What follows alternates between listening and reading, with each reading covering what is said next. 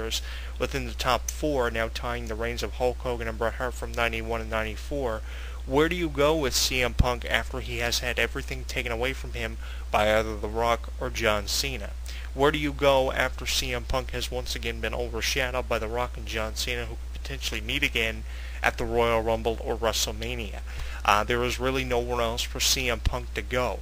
I enjoyed seeing the cult of personality metamorphosis CM Punk went under after cutting a phenomenal promo in Vegas just last year, ranting on everyone from Triple H to John Laurinaitis to Vince McMahon to Stephanie McMahon, and he lit a fire in the hearts of many WWE employees and executive members.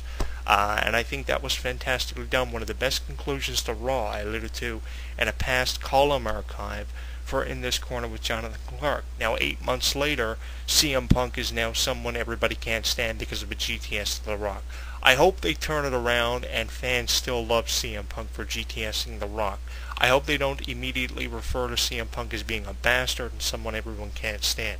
With a lot of boos that CM Punk got for the conclusion of the 1000th edition of Raw, and that being our shocking conclusion and climax that over 180 minutes of television built up to, including commercials, that really indicates to me that CM Punk is now going under a transition from a babyface back to a heel for the first time in a year and a half after encouraging the reimplementation of the Doink the Clown ice cream bars. Loved the cameo of Doink on the 1000th edition of Raw, by the way. You really ruined one of your most popular superstars now. So the question is, where do we go from here with CM Punk? Obviously, Cena or The Rock will be championed by the Royal Rumble. And then with the winner of the Royal Rumble being entitled to a championship match at WrestleMania, he will face either Cena or The Rock.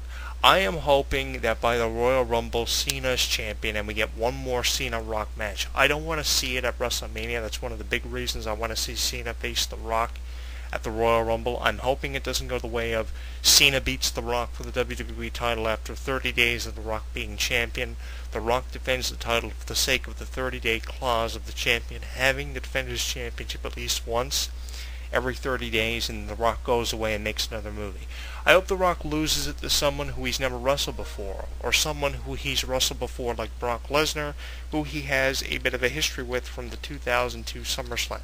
I don't want to see Cena versus Rock at WrestleMania again, because it will have defeated the purpose of once in a lifetime, and that tagline being put on the match, like at the end of an era, would have been defeated if Triple H and The Undertaker would have met again. I think that it would defeat the purpose of the tagline, and it would be boring seeing that match done again. If you're going to do it in an effective way, have CM Punk retain at the Royal Rumble, have Rock, Cena, and Punk meet each other in a three-way match for the title at WrestleMania 29 in New York, and have The Rock commemorate his career starting 16 years ago in New York City at the 1996 Survivor Series by The Rock winning the title by pinning CM Punk, someone who he will have had a bit of a history with by the time WrestleMania 29 arrives. I hope The Rock gets past WrestleMania as champion if he's champion there. But if he's not champion after the Royal Rumble, I hope he wins it at WrestleMania, not from John Cena, but from two opponents by pinning CM Punk. It will give us a bit of a reprieve from what we have seen over the last 16 months with The Rock and Cena. We don't need a second John Cena Rock match at WrestleMania 29. What we need, even though it's been teased, is a three-way match between CM Punk, The Rock, and John Cena. We would get John Cena and The Rock at WrestleMania with a third party in there, and it would allow CM Punk to keep his career alive. Without CM Punk being involved with The Rock and Cena right now, CM Punk's career has reached a point in the road of uncertainty, and I really don't know where CM Punk's career is headed right now, with the actions of CM Punk not helping John Cena after being knocked out by The Big Show, being very conflicted on how to conduct himself in the match. He goes for the pin after John Cena had been knocked out by The Big Show. Cena kicks out, continues the match for an additional 3 minutes, almost makes CM Punk tap out to the STFU. Here comes The Big Show, knocks John Cena out again, and it indicates to us that we're going to see a three-way match at SummerSlam for the title between John Cena, The Big Show, and champion CM Punk, who is one of the longest reigning WWE champions over the last 9 months, officially now tying the reigns of Hulk Hogan and Bret Hart from 91 and 94.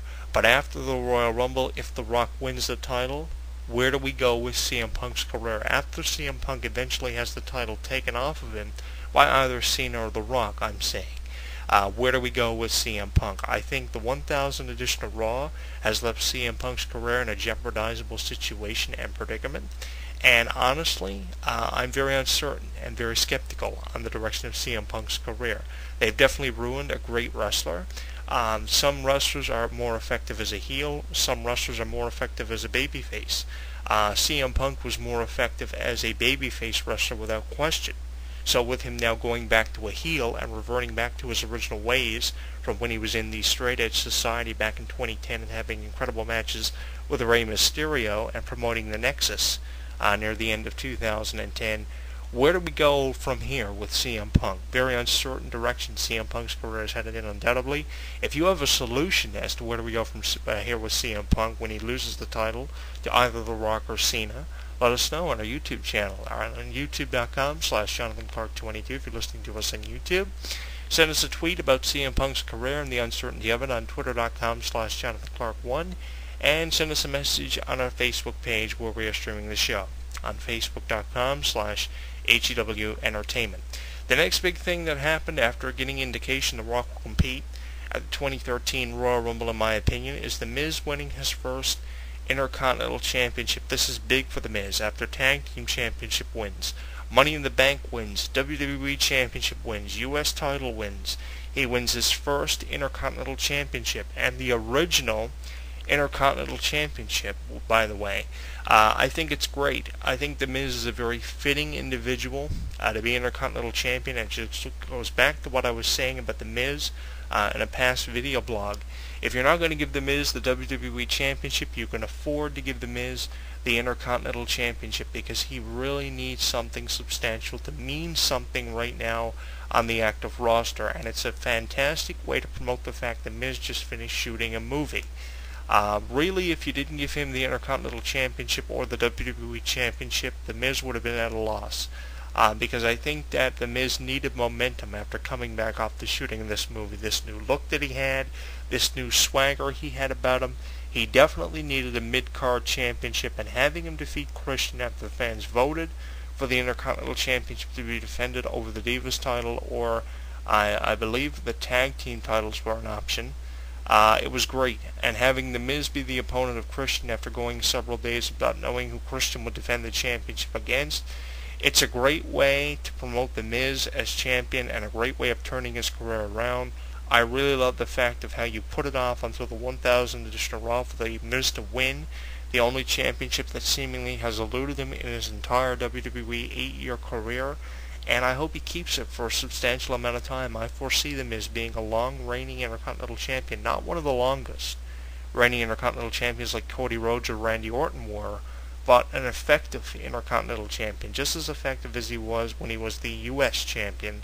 I think he'll be even more effectively used as the Intercontinental Champion. This match happened halfway through the 3-hour show, and it was one of the best championship matches of the several we saw on the 1000 edition of Raw. While the World Champion was only featured in a 6-man tag team match, the Intercontinental Championship and the WWE Championship matches were represented effectively and made their divisions look absolutely outstanding. Former Intercontinental Champion Pat Patterson had to be proud of that Intercontinental Championship match, and seeing Bret Hart as the guest ring announcer for the match gave Bret Hart a small role on the 1000 edition of Raw. It would be more effectively done if Bret Hart would have been revealed as the permanent general manager of Raw and SmackDown in some people's eyes. But seeing Bret Hart come out through the introductions of both The Miz and the Intercontinental Champion Christian at that point in time, and hearing Bret Hart give us a memory of himself fighting Mr. Perfect for the Intercontinental title at the 91 SummerSlam was very effectively done. I really enjoyed hearing Bret Hart, go back and talk about that 91 SummerSlam match between himself and Mr. Perfect. Bret Hart also had his 1994 reign surpassed by CM Punk on that same night, but seeing Bret Hart join the list of legends that appeared on the 1000 edition of Raw made the 1000 edition of Raw that much more fun to watch, and that Intercontinental Championship victory from The Miz, that much more incredible. I think that that really sends The Miz's career in a very positive direction, and I am thrilled that The Miz will now be featured in championship matches for some time to come. Not very sure on what direction Christian's career is headed in now, but it was very effectively done. From there, the reunion of the Brothers of Destruction, very effectively done. You know, I wasn't expecting The Undertaker to return on Raw, and the element of unpredictability was very evident with The Undertaker coming out and helping his brother Kane. When six wrestlers, six mid-carders, started to surround Kane in the ring when Kane was introduced for a match that was supposed to be a singles match between himself and Jinder Mahal. Here comes Jinder Mahal with five underrated wrestlers, and right then and there, when you heard the gong go off, you knew The Undertaker was coming out, and this was what WWE were doing. They were giving us a reunion of the Brothers of Destruction. It took the Brothers of Destruction several minutes to get rid of the 5 to 6 wrestlers in the ring, and seeing The Undertaker and Kane have this stare down inside of the ring really set the stage for WrestleMania 29, in my opinion. And the way I see this going is a match between The Undertaker and Kane at WrestleMania 29, with Kane ending The Undertaker streak, with a DVD and Blu-ray now being released on The Undertaker's 20-year streak at WrestleMania, and The Undertaker going on 21 years at WrestleMania. I think the time has never been more evident of The Undertaker streak coming to an end, and with this face-to-face altercation between Kane and The Undertaker, I finally see this Kane-Undertaker match happening at WrestleMania. Masked Kane versus Dead Man Undertaker has been building for several years now at WrestleMania, and I think that with this Brothers of Destruction reunion and the exchange of respect, the time has never been more appropriate than to have a Undertaker-Kane match, with Kane having the mask and the long hair for the first time since the late 90s at a WrestleMania. And if it's time for the Undertaker streak to end at WrestleMania, it is now.